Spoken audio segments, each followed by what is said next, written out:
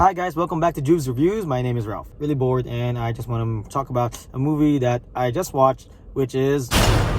Yes, Martin Scorsese is back. He is back. And so are Robert De Niro, Pacino, and Joe Pesci. I'll always remember Joe Pesci from Home Alone. That is his most iconic role. So The Irishman is a story of Frank Sheeran. He's this guy who delivers meat. That's his first job. And he eventually meets Russell, who got interested in him, and they became friends immediately. And that's when Frank Sheeran got into the life of being a hitman. What do you expect from a Martin Scorsese movie about the mob? Oh yeah. I just want to say no negative thing about this movie. It's 3 hours, 30 minutes long, but I don't consider that a negative.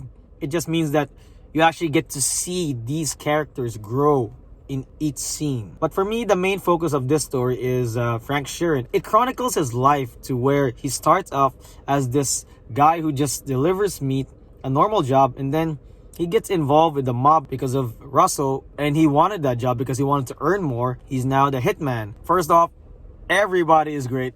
Everybody is great.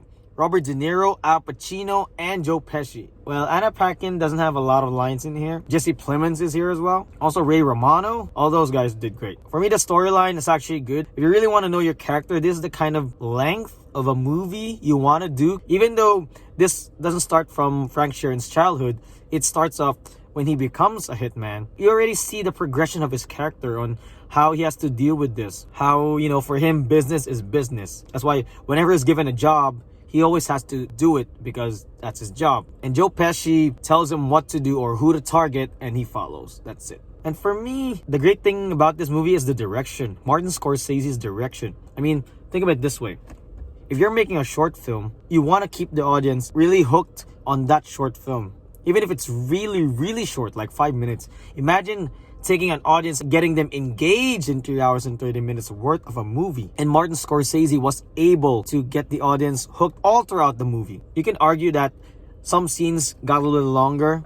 But for me, if it's character building, it's fine. I like character building movies. That's why I like Quentin Tarantino's movies. There's a reason why in Quentin Tarantino's movie, why there's like excessive amount of dialogue in those movies, because he's trying to build character on what the views of the characters are. Same with this movie. Like you see Russell, Joe Pesci's character, he really likes ice cream, and then he really likes to get to know Frank's daughter but doesn't want to connect with him. But the daughter, Peggy, gets really comfortable with Jimmy Hoffa, Al Pacino's character. You see these character moments where, what their likes and dislikes are. And I also like in this movie where Frank Sheeran actually has a relationship with all of them. Like his relationship with Jimmy Hoffa. I mean, you actually see them connecting as friends. You actually see them as friends. They're not just colleagues, they're friends. Even with Frank Sheeran and Russell, they see that they became friends first before they became colleagues. And you know me, guys, I love seeing character moments. Character moments are the best for me. And I'm glad this movie had a lot of them. It's a good world building, also character building. Characters in movies are more important than the story. I mean, for me, because without the characters, would you even watch a movie? There'd be just a story.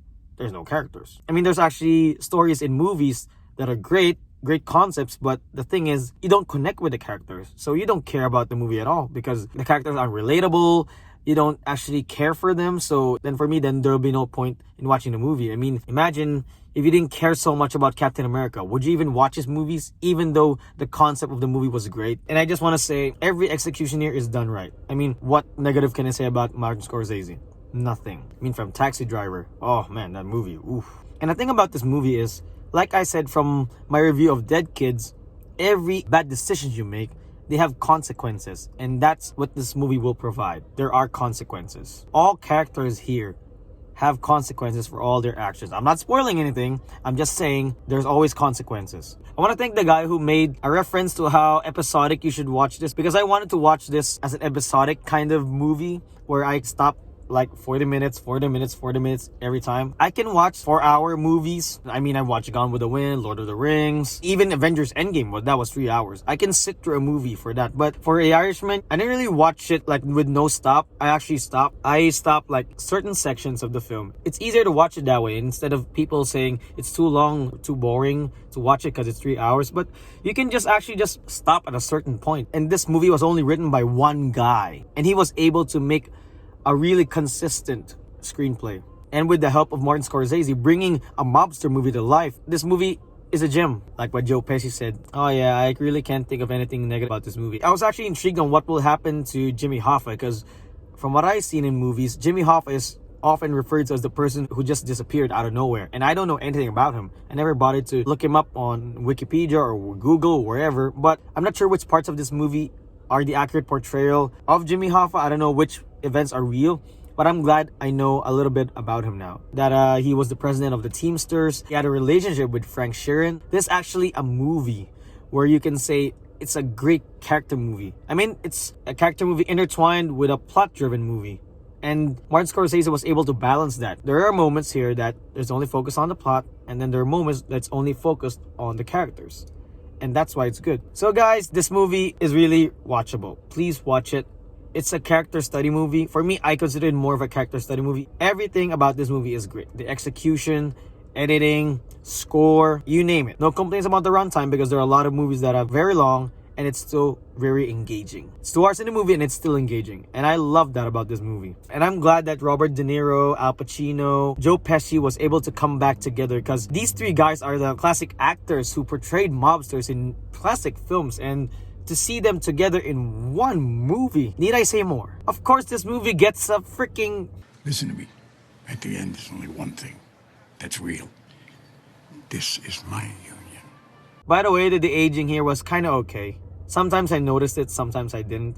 Especially with the eyes. Especially Robert De Niro's eyes. I can kind of notice that it was computerized. I'm guessing that's where they spend most of the budget for this movie. That's why the budget of this movie was insanely big. So thank you guys for watching my reviews. Please catch The Irishman. Very recommendable. Please subscribe to my channel and watch my other videos. Please, thank you guys. You've been helping me a lot so much. I really love you. I really thank you guys for subscribing, for liking my videos. I really appreciate it, guys. So thank you very much, and God bless you.